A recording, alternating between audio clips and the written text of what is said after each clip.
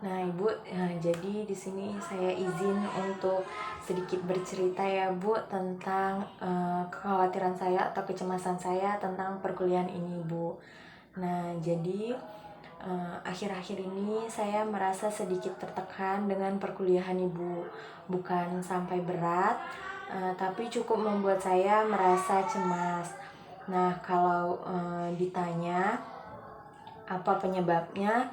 Menurut saya lebih ke tuntutan akademik yang datang secara bersamaan nih, Bu.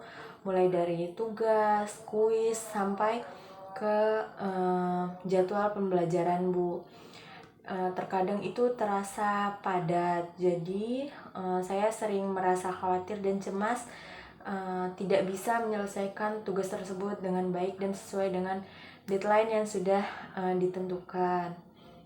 Nah, perasaan cemas ini sebenarnya cukup mempengaruhi saya dalam belajar di kelas, Bu. Terkadang saat dosen menjelaskan, saya tidak sepenuhnya fokus karena pemikiran saya sudah tertuju kepada tugas-tugas berikutnya. Nah, jadi seringkali juga saya di saat mengerjakan tugas itu, Ibu, merasa kurang tenang dan sering terburu-buru, Ibu. Jadi akibatnya saya sering merasa cemas berlebihan, Bu. Nah, karena cemas dan kekhawatiran saya ini, saya juga menyadari ada sedikit perubahan dalam pola tidur saya, Ibu. Ada beberapa kali saya tidur larut malam karena memikirkan tugas atau mencoba menyelesaikan tugas tepat waktu, Ibu. Untuk makan dan aktivitas sehari-hari sebenarnya sih masih normal, Bu.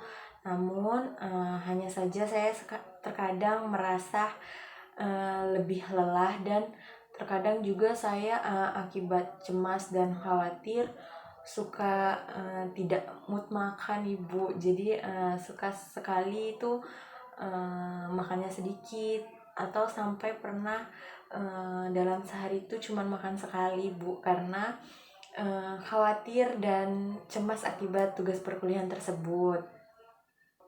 Nah, jika menurut dukungan dari keluarga itu saya sangat bersyukur sekali, Bu, karena saya mendapat dukungan penuh dari teman-teman, karena teman-teman itu sering sekali membantu, terutama saat berdiskusi atau saling mengingatkan tugas, Ibu.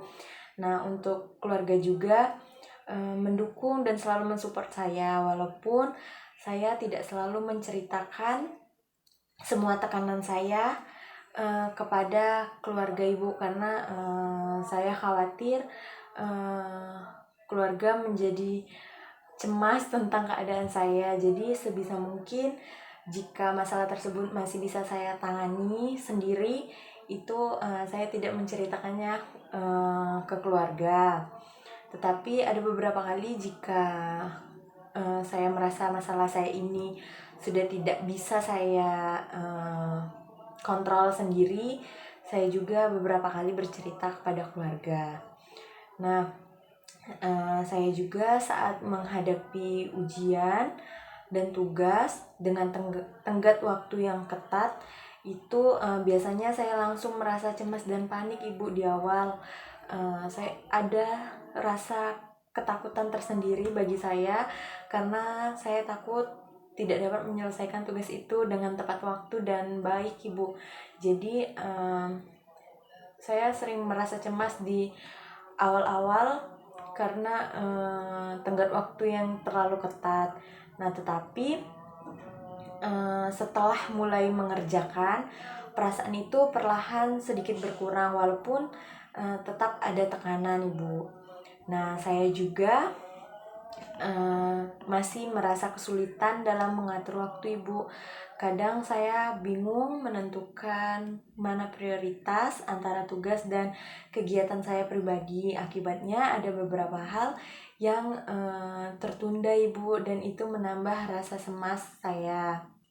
Nah, Ibu, saya juga sering merasa ragu untuk bertanya kepada dosen atau teman ketika tidak memahami materi Ibu. Bukan karena tidak mau bertanya, tapi lebih karena takut terlihat tidak paham atau tertinggal Ibu. Jadi saya takut mereka menganggap saya tertinggal atau terlihat tidak paham. Jadi tetapi setelahnya saya merasa kepikiran sendiri Bu terhadap materi-materi yang sebenarnya saya belum paham atau kurang paham tersebut Bu. Nah, saya menyadari bahwa kondisi ini belum sampai mengganggu secara berat Bu, tapi saya ingin belajar mengelola tekanan akademik ini dengan lebih baik Ibu, supaya kedepannya saya lebih menjalani perkuliahan dengan lebih tenang dan fokus. Nah, karena itu Bu, saya memberanikan diri untuk menyampaikan hal ini dan bercerita kepada Ibu. Saya berharap Ibu bisa, saya berharap saya mendapatkan arahan dan atau saran agar saya dapat mengelola waktu, mengatur prioritas, dan menghadapi tuntutan akademik dengan lebih baik Ibu. Saya juga ingin belajar menjalani perkuliahan dengan lebih tenang tanpa mengurangi tanggung jawab saya sebagai mahasiswa Ibu. Sebelumnya terima kasih banyak ya Ibu sudah mau mendengarkan cerita saya dan sudah mau memahami kondisi saya Ibu. Terima kasih banyak ya Bu.